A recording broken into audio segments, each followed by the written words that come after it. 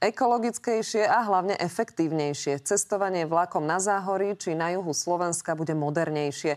Národný dopravca totiž plánuje nakúpiť batériové vlaky. Pomôcť by to mohlo najmä na tratiach, kde nie je elektrifikácia. Na trati medzi Kútmi a Skalicou toho už cestujúci zažili veľa. Ten vlak chodí z Kútov do Skalice a skončil v Holíči napríklad. Ďalej čo?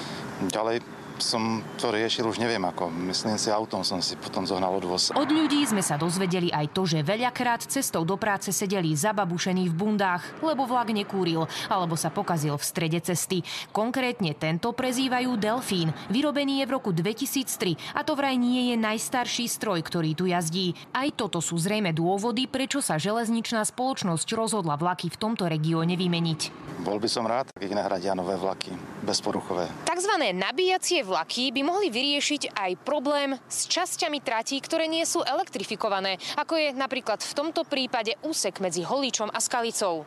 Jedným z takýchto miest je aj Nitra. Nové batériové vlaky by tu mali postupne nahradiť takéto dízlové súpravy.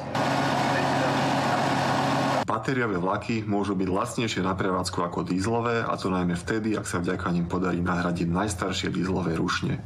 Potenciál tejto úspory môže byť až 8 miliónov eur ročne. Batériový pohon zabezpečí menej hluku a najmä čistejšie prostredie.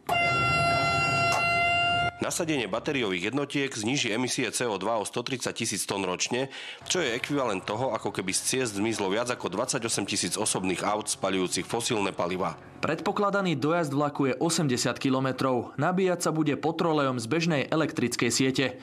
Národný dopravca chce zakúpiť 16 takýchto súprav v celkovej hodnote 136 miliónov eur. Zatiaľ, čo u našich západných susedov už jazdia, na Slovensku si na ne musíme ešte počkať. Batériové vlaky by mohli začať jazdiť približne o 2 až 2,5 roka po podpise a nadobudnutia účinnosti kúpnej zmluvy. Soňa Cipínová a Juraj Fazekáš, televízia Markíza.